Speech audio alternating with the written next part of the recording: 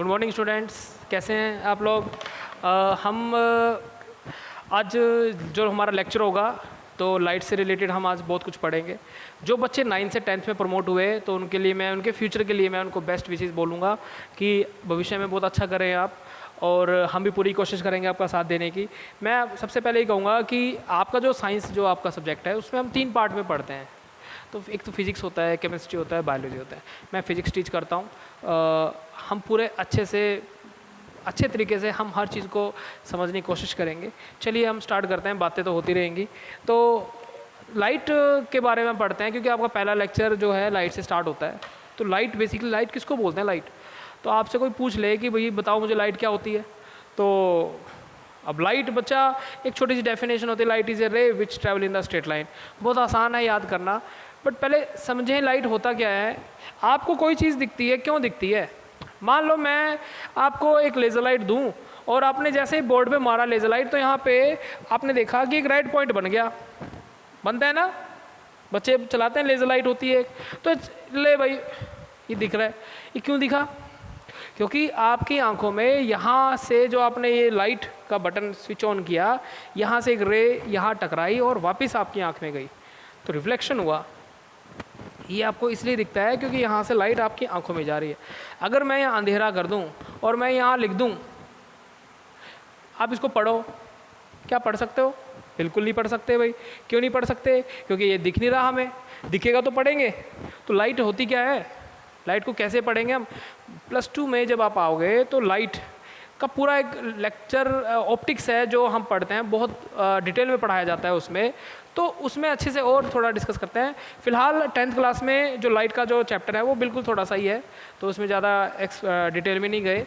तो हम जितना है उसको भी अच्छे से करेंगे। तो ये क्यों दिखा, ये क्यों नहीं दिखा रात को? क्योंकि लाइट नहीं पड़ी। तो जो चीज़ आपको दिखती है तो प्रकाश में तो दिखेगी, तो उसी के बारे में चर्चा करते हैं। बेसिकली क्या होता है, लाइट एक पार्ट होता है, एक आपको मैं क्वांटिटी पढ़ाता हूँ जिसको बोलते हैं इलेक्ट्रोमैग्नेटिक वेव्स। कौन सी वेव? Electromagnetic waves.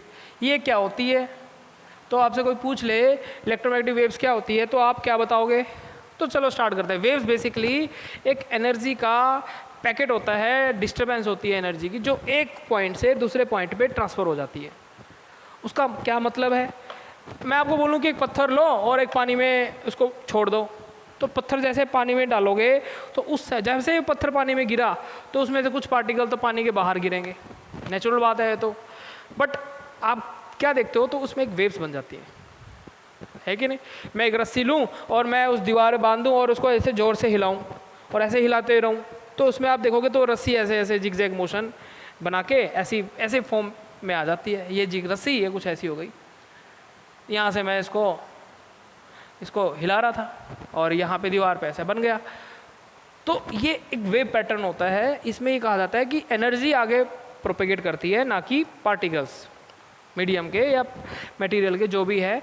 तो हमें तो लाइट पढ़ना है, तो लाइट भी एक पार्ट है इलेक्ट्रोमैग्नेटिक वेव्स। इलेक्ट्रिक और मैग्नेटिक, ये दो हम अलग अलग टॉपिक पढ़ेंगे, इलेक्ट्रिक फील्ड और मैग्नेटिक फील्ड। वो होता क्या है फिलहाल के लिए थोड़ा सा आपको बस बता रहा हूँ, क्योंकि ज़्यादा डिटेल में शायद ही आपको समझ में आए। तो इलेक्ट्रोमैग्नेटिक वेव्स, ये वेव्स होती हैं, ये एक तरह की एनर्जी होती है, प्रोपेगेशन होता है एनर्जी का। आप रोज़ देखते हो सन से हमारे अर्थ पे लाइट आती है। तो क्या आता है, तो सन से हमारे अर्थ पे, अर्थ की तरफ, ये जो है ना, ये होती है इलेक्ट्रोमैग्नेटिक वेव्स। इसमें ऐसा क्या होता है, तो इसी में ही तो होता है सब कुछ। कुछ हमारे लिए फ़ायदेमंद होती है, कुछ हमारे लिए फ़ायदेमंद नहीं होती। तो जो फ़ायदेमंद होती है वो अर्थ का एटमॉस्फेयर अंदर आने देगा, और जो नहीं है वो बाहर रह जाएगी। शायद आपने सुना ओजोन लेयर। ओजोन लेयर होती है हमारे आउटर सरफेस पे, जो हमारे जो अनवांटेड हमारी जो रेज हैं उसको अंदर एंटर नहीं देती, तो हमारे काम की नहीं है वो, है ना। भगवान ने पूरा सिस्टम सेट रखा हुआ है, तो हमारे लिए तो फ़ायदेमंद है। तो इलेक्ट्रोमैग्नेटिक वेव्स मैं आपको बताऊं 7 तरह की होती हैं। कितनी तरह की होती हैं? 7 तरह की। आपको अच्छा लगेगा, आपको जल्दी समझ में भी आएगा। ध्यान दें, सबसे पहली जो होती है, जिस पे सबसे ज़्यादा एनर्जी मानी जाती होती है, वो होती है gamma ray. Okay, gamma ray. ये ऐसी रे है सन से जो आती है, जो हमारी अर्थ पे नहीं आती, ये बाहर ही रह जाती है आउटर वैक्यूम में, आउटर सरफेस में, सॉरी स्पेस में। तो गामा रे एक ऐसी एनर्जी है जो हमारे लिए हार्मफुल है। अगर वो हमारे अंदर से निकल गई तो हमारी बॉडी है ना डैमेज हो जाएगी। तो दूसरी जो इससे आगे आती है वो होती है एक्सरे। सुना होगा आपने नाम, है ना। मान लो किसी की हड्डी टूट गई तो एक्सरे मशीन के आगे ऐसे हाथ रख देते हैं तो पता चल जाता है कहाँ से टूटी है, एक्सरे। इसके पास ये भी एनर्जी होती है एक तरह की। इसके बाद आती है अल्ट्रावायलेट रे। अल्ट्रावायलेट रे जो खाना होता है हमारा उसको प्रिजर्व रखते हैं, उसको सेफ रखते हैं ऐसे एक बॉक्स में। तो उसमें कई बार अल्ट्रावायलेट, हमारे जो वाटर प्योरीफायर होते हैं उसमें भी आपने देखा होगा कि उसमें भी लिखा होता है यूवी रेज। तो वो यूवी रेज ऐसी होती है, तो वो हमारे प्योरीफाई करने के लिए हेल्प होती है। इसके बाद जो आता है इसको बोलते हैं विजिबल स्पेक्ट्रम, विजिबल रे। विजिबल रे आपको बोल दूं मैं 7 तरह की होती हैं। विवग्योर,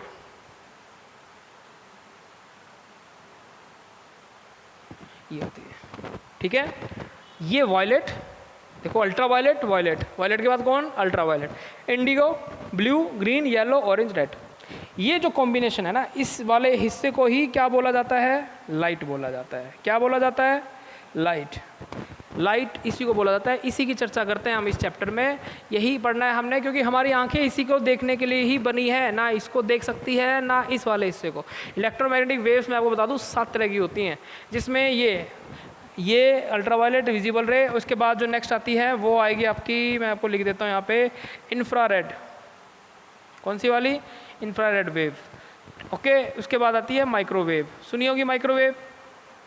इंफ्रारेड वेव होती है आपकी रिमोट में, जैसे आप बटन दबाते हो तो चैनल चेंज हो जाता है, इसके कारण होता है चेंज। उसके बाद आती है कौन सी, माइक्रोवेव। माइक्रोवेव सुना होगा, हमारे ओवन होते हैं जिसमें खाना रख दें तो 2 मिनट में गर्म हो जाता है, तो ये माइक्रोवेव। तीसरी सबसे लास्ट, रेडियो वेव। ये रेडियो वेव कहाँ यूज़ होती है, कम्युनिकेशन में, मोबाइल सेलुलर फ़ोन्स होते हैं हमारे। तो ऐसा नहीं है माइक्रोवेव भी यूज़ होती है, बट डिपेंड करता है डेटा पे कि कितना आपको उसका डेटा चाहिए। तो ये जो आपने लिखा, ये क्या लिखा, ये 7 तरह की वेव्स हैं। हमें बस अभी फ़िलहाल लेना देना इससे है, हमें इससे कोई लेना देना नहीं है। ये पूरा एक चैप्टर आता है 12th में, तो उसमें पढ़ा जाता है, ओके। तो फिलहाल के लिए हमें इससे बात करनी है, तो हम इसके पढ़ेंगे। तो हमें तो 7 कलर से मतलब है। 7 कलर जब इकट्ठे हो जाते हैं तो वाइट कलर बन जाता है, जानते हैं आप लोग। तो हमें तो इससे मतलब है। तो लाइट बेसिकली क्या है, light is the type of electromagnetic waves which propagates forward, है ना। विच नेचुरल सोर्स जो है लाइट का वो है हमारा सन।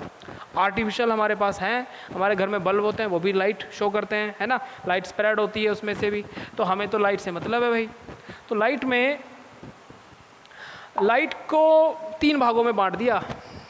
जब भी वो किसी मीडियम में पास करेगी तो वो 3 तरीके से पढ़ा जाता है। और 3 तरीके को हम क्या बोलते हैं, जैसे कि आपके घर में वो आ जाता है ना रैट, रैट मतलब चूहा, है ना। तो रैट ऐसे मान लो आप, याद रहेगा। रैट में आर जो होता है उसको बोलते हैं रिफ्लेक्शन। कौन सा पॉइंट है ये, रिफ्लेक्शन। और ये जो है ये है एब्जॉर्प्शन। और तीसरा कौन सा है, ये ट्रांसमिशन, ओके। इसको दूसरा नाम भी है इसका, इसको बोला जाएगा रिफ्रैक्शन। हमें क्या पढ़ना है, हमें तो भाई ये बेसिकली ये वाला और ये वाला पढ़ना है, ये वाला नहीं पढ़ना। एब्जॉर्प्शन क्या होता है, अब मैं आपको बोलूं कि तो मैं खुद यहाँ पूरे कमरे में पूरा अंधेरा है और यहाँ पे मैं एक रोड रख दूँ पूरी गर्म लोहे की, जो दिख रहा है उसमें रेड रेडिएशंस निकल रही हैं, तो आपको कौन दिखेगा, मैं तो नहीं दिखूंगा, वो दिखेगा, उसमें से रेडिएशंस निकल रही हैं। उसने पहले एनर्जी ली, एब्जॉर्ब कर ली, और फिर उसको वो क्या कर रहा है, रिलीज। वो सोर्स है लाइट का, मैं तो नहीं हूँ सोर्स लाइट का, मैं थोड़ी नहीं चमकता हूँ, तो मैं थोड़ी नहीं चमकूंगा, ये चमक रहा है, तो इसमें से लाइट निकल रही है, तो आपको दिख रहा है ये। तो कोई चीज़ में से लाइट निकली तभी तो दिखेगा, बिल्कुल ठीक बात है। तो रिफ्लेक्शन हो गया, एब्जॉर्प्शन हो गया और ट्रांसमिशन हो गया। अब मैं आपको बोलूँ कि रिफ्लेक्शन जो है, रिफ्लेक्शन क्या होता है, ट्रांसमिशन एब्जॉर्प्शन क्या होता है। एब्जॉर्प्शन वाला हिस्सा हम नहीं पढ़ते। ये वैसे ही होता है जैसे कि एक गर्मी में कांच की गाड़ी के कांच के पास आप खड़े हो गए तो आपको अंदर भी दिख रहा है, स्टीयरिंग भी है, गद्दी भी दिख रही है आपको, और अगर आप ग्लास को हाथ लगाओ तो आपको गर्म भी होगा, वो फील होता है आपके हाथों में, है कि नहीं, और आपको कुछ कुछ अपनी परछाई भी दिखती है उसमें, तो तीनों काम हो रहे हैं। परछाई दिखी तो रिफ्लेक्शन हुआ, राइट। अगर आपने हाथ लगाया, आपको हीट फील हुई, तो एब्जॉर्प्शन है उसके अंदर, उसने एनर्जी एब्जॉर्ब कर ली, वो आपको दे रहा है हाथ से। और तीसरा ट्रांसमिशन, उसके अंदर से रे बाहर आई टकरा के, तो वो ग्लास के अंदर से होके आई ना, तो ये ट्रांसमिशन हो गया, ये रिफ्लेक्शन। हम ये वाला चैप्टर में, सॉरी ये वाला पार्ट नहीं पढ़ते, हमें इसकी कोई ज़रूरत नहीं है, ये 7th में आता है, प्रॉपर्टीज ऑफ मैटर में प्लस में पढ़ा जाता है। फिलहाल हमें इससे और इससे मतलब है। एक चीज़ आप नोटिस करिए कि रिफ्लेक्शन और ट्रांसमिशन जब आप पढ़ोगे, तो आप रिफ्लेक्शन पढ़ रहे हो तो आप इसको इन्वॉल्व नहीं करोगे इसमें, ओके। इसको पढ़ोगे तो इसको इन्वॉल्व नहीं करोगे। तो सबसे पहले हम क्या पढ़ेंगे, लाइट का कौन सा पार्ट पढ़ेंगे, रिफ्लेक्शन ऑफ लाइट, जिसे मिरर में पढ़ा जाता है। मिरर भी हमने सुने होंगे, कनकेव मिरर, कन्वेक्स मिरर, तो हम चर्चा करते हैं, आगे बढ़ते रहेंगे। चलिए, तो रिफ्लेक्शन ऑफ लाइट क्या होता है। अगर मैं आपको बोलूं कि मेरे पास बॉल है और मैंने बॉल को ऐसे छोड़ दिया, चलिए आपको बॉल लेके आते हैं, हम बॉल से भी पढ़ लेंगे।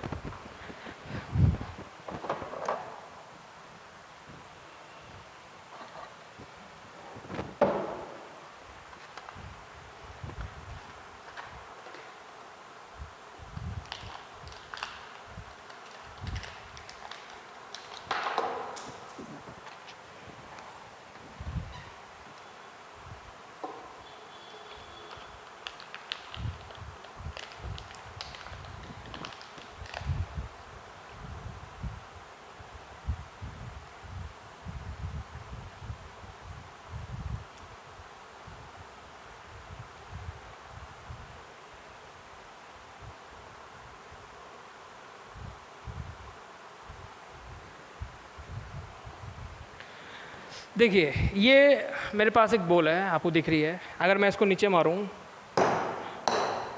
तो ये टकरा के वापस आती है। तो जब ये टकरा के वापस आती है तो उसी मीडियम में आई। अब ऐसे तो नहीं ना कि ये बॉक्स जो इस पर मैं खड़ा हूँ इसके अंदर चली गई, ऐसा तो नहीं होता।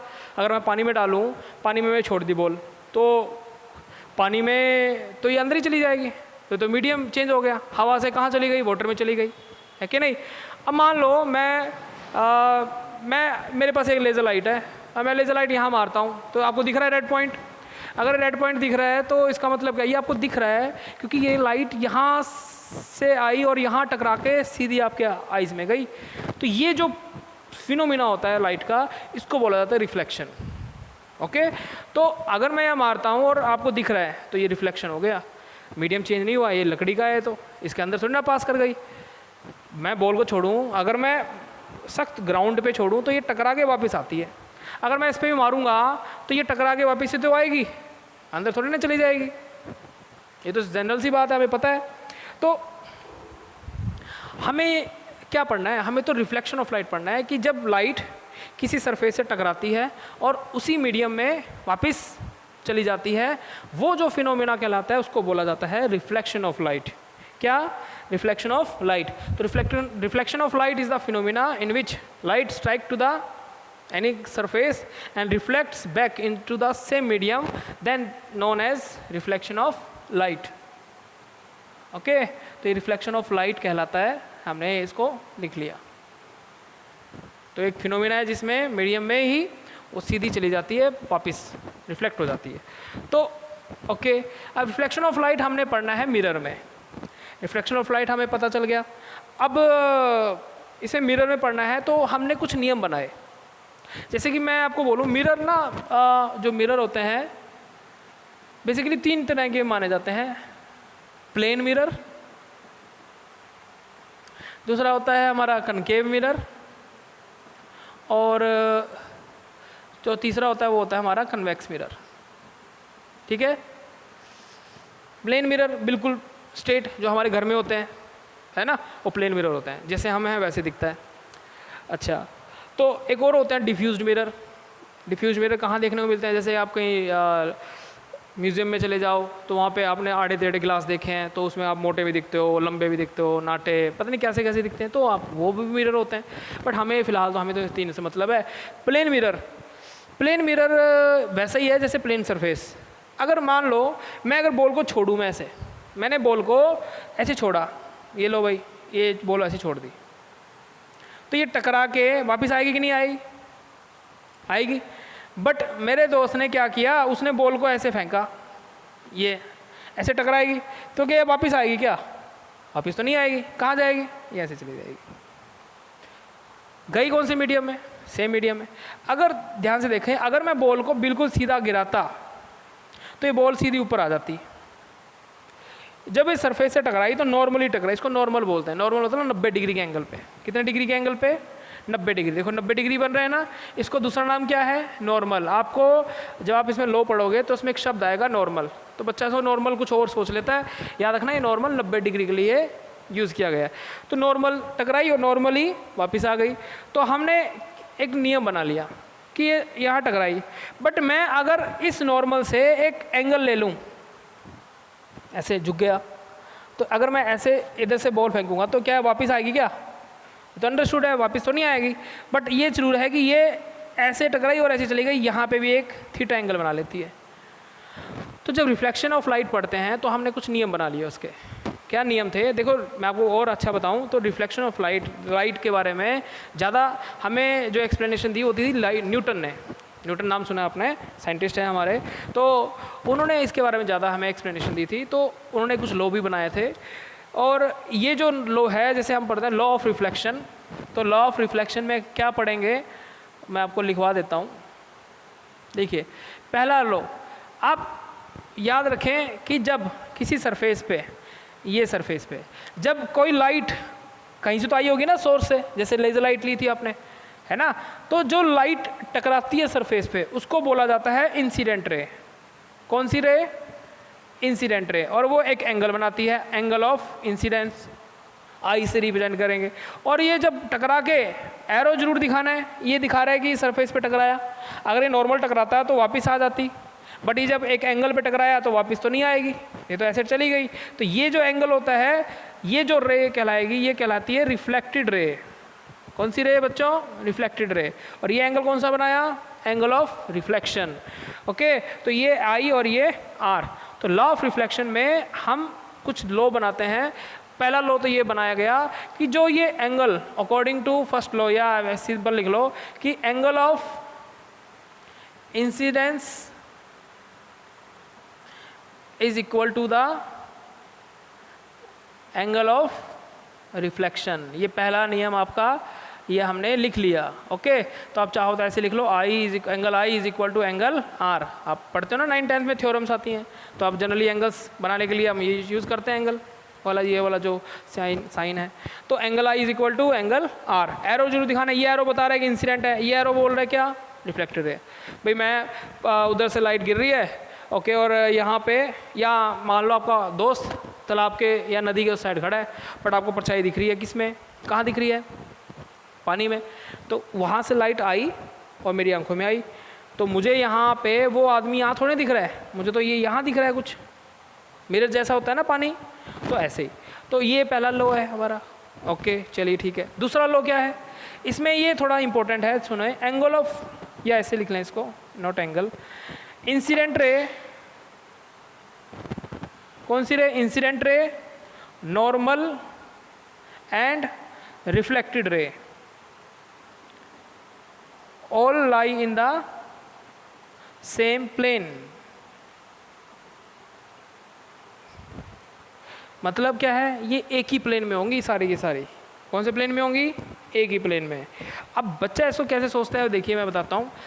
थोड़ा सा बच्चा गलत सोच लेता है कि ये लाइट ऐसे आई और ये एंगल आई और ये आर, कि ये जो सरफेस है ना, ये वाला, इसी को मान लेता है वो क्या? प्लेन। भाई इसी प्लेन पे आई और इसी प्लेन से टकरा गई। नहीं, वो क्या, कौन सा प्लेन होता है? ध्यान दें इस चीज़ पे, वो प्लेन कुछ अलग होता है। कैसा होता है वो देखिए एक बार आप। मान लो ये सरफेस है, ये नॉर्मल है, ये सरफेस पे लाइट ऐसे आएगी, ये लो जी आ गई, ऐसे टकरा गई, टकरा गई, टकराई। अब ये एंगल बना कि नहीं बना? आइडिया आया? अच्छा, ये ऐसे टकरा गई। अभी लाइट जाएगी कैसे भाई? लाइट ऐसे जाएगी, गई। अब मुझे बताओ, ये मान लो ये एंगल 30 डिग्री बना, तो 30 डिग्री देखो, अगर आप ऐसे देखोगे तो तीनों एक लाइन में हुए कि नहीं हुए। ये जो प्लेन होता है ना, ये वाला प्लेन आपको लेना है, ना कि ये वाला प्लेन जिस पे वो टकराते, नहीं ये वाला सरफेस। ये प्लेन में तीनों एक ही प्लेन में आने चाहिए। भैया अगर आप बोलो कि ये 30 डिग्री है, तो कोई ज़रूरी है कि 30 डिग्री यहाँ भी तो बन सकता है, 30 डिग्री यहाँ भी बन सकता है, नहीं ना, यहाँ तो नहीं बनता, यहाँ टकराएगी तो ऐसे जाएगी, तो नियम हमें पता है, नेचुरल बात है। तो ये वाला जो एंगल है ये 30 डिग्री है, ये भी 30 डिग्री है। तो याद रखना जो प्लेन होता है वो ये वाला ना होगा। कौन सा प्लेन होता है जिसमें वो तीनों लाइन एग्जिस्ट करनी चाहिए। तो ये incident ray, normal and reflected ray all in the same plane. Okay, तो ये दो नियम आप याद रखें, ठीक है। और बाकी आगे आता रहेगा, हम उसको पढ़ेंगे। अब बात आती है कि मिरर, हमने जो रिफ्लेक्शन पढ़ना है वो मिरर में पढ़ते हैं हम। तो 3 तरह के होते हैं mirror, plane mirror, concave mirror और कन्वेक्स मिरर। मोस्टली हमें इन्हीं की चर्चा करनी है, कनकेव और कन्वेक्स की। प्लेन मिरर के बारे में बता दूं। प्लेन मिरर, मान लो ये मिरर है और मैं सामने खड़ा हूँ, ये दूरी 2 मीटर है, तो मेरी इमेज जो बनेगी वो कहाँ बनेगी, तो मिरर के पीछे वो भी 2 मीटर बनेगी। अगर मैं मिरर के पास चला जाऊँ 1 मीटर, तो मेरी इमेज भी तो 1 मीटर आ जाएगी आगे, जनरल सी बात है, तो मुझे यहाँ दिखेगी वो। तो मिरर में हमें जो पढ़ना है, तो हमें जो इमेज फॉर्मेशन करनी है, तो इमेज फॉर्मेशन हमें रियल इमेज, वर्चुअल इमेज, इनके बारे में पता होना चाहिए, ठीक है। तो हमें जो नेक्स्ट हम पढ़ेंगे कनकेव और कन्वेक्स मिरर, तो उसके बारे में हमें अच्छे से पता होना चाहिए। ये नियम इसमें भी लागू होते हैं, इस वाले मिरर और इस वाले मिरर में। अब इनकी शेप कैसी होती है वो थोड़ा सा हम बता देते हैं आपको। Convex mirror, concave mirror. अच्छा, ये बनते कैसे हैं? ये एक स्पेरिकल सरफेस का हिस्सा होता है। ये मेरी बॉल है, मैंने इसको ऐसे काट लिया। अगर काट लूँगा तो देखो क्या होता है, काटने से क्या होगा, ये कुछ हिस्सा ऐसा बन गया, तो ये कुछ हिस्सा ऐसा बनेगा, ये बन गया, काट लिया था ना आपने ये, तो ये बन गया। ओके, और ये हिस्सा ये अलग हो गया, बॉल में से कर लिया। अब मैं अगर इसको बोलते हैं ओपेक करना, मैं एक तरफ से इसको ओपेक कर देता हूँ। ओपेक का मतलब लाइट पास नहीं कर सकती उसमें से। अगर कांच की दीवार होती है तो लाइट पास हो जाती है, बट मिरर में देखा है कि आप खड़े हो जाओ तो आपको अपनी इमेज दिखेगी, ना कि पीछे का दिखेगा कुछ। ओके, तो ये आप ध्यान से देखें तो इसका कहीं सेंटर था, ये रेडियस होता है आर, ये रेडियस है आर। अगर मैं ओपेक करूँगा तो देखो, मैं ये कुछ ऐसा है, ये दिख रहा है आपको पूरी शेप, बट मैं इसको ऐसे ना बना के ऐसे बनाऊँगा, तो मुझे साइड से देख रहा हूँ मैं इसको, ठीक है। कहाँ से देख रहा हूँ? साइड से, ऐसे। तो ये ऐसा हिस्सा, तो ये बना। अब ये इसका सेंटर है, ये सेंटर ऑफ कर्वेचर, इसको कर्वेचर बोलते हैं, कर्व नेचर है ना इसकी। अगर मैं इसको यहाँ से ओपेक कर दूँ, इधर से ओपेक का मतलब ऐसे इसको पॉलिश कर दिया यहाँ से, ओके, और यहाँ एक सोर्स रख दूँ, तो वहाँ से मान लो एक लाइट रे ऐसे आई, तो इसको पास थोड़ी ना कर सकती है वो, ये तो ओपेक कर दिया आपने। तो जब बाहर की तरफ से ओपेक किया जाता है तो ये मिरर कहलाएगा कौन सा? Concave mirror. कौन सा मिरर? Concave mirror. ओके, अगर मैं इसको ऐसे ये वाला वही फिर से ले लूँ और मैं इसको अंदर से ओपेक कर दूँ, इसको ऐसे ना लेके इसको ऐसे लो आप, इसको अंदर से ओपेक कर दूँ, कर दिया ओपेक, पॉलिश कर दिया, इसको ऐसे दिखाएंगे हम। अब इसका सेंटर तो वही है, इसको बोलते हैं सेंटर ऑफ कर्वेचर, और सेंटर से ये जो दूरी है ये रेडियस कहलाता है। स्पेरिकल है ना ये प्योर। अब लाइट अगर ऐसे आएगी तो ये तो नहीं पास कर पाएगी इसको, अब ये कहीं और जाएगी उसी मीडियम में। तो ये वाला जो मिरर है ये कहलाता है कन्वेक्स मिरर, और ये वाला जो मिरर है ये कहलाता है कनकेव मिरर। हमने कौन से पढ़ने हैं? कन्वेक्स और कनकेव मिरर। इन्हीं में हमने रिफ्लेक्शन का नियम लगाना है, जो नियम हमारे एंगल आई, एंगल आर और इंसिडेंट रे नॉर्मली मैं आपको बता चुका हूँ। तो हमारा जो नेक्स्ट टॉपिक होगा वो होगा कनकेव मिरर और कन्वेक्स मिरर पे, जो उसके बेसिक टर्म्स हैं। ओके, चलिए, थैंक यू।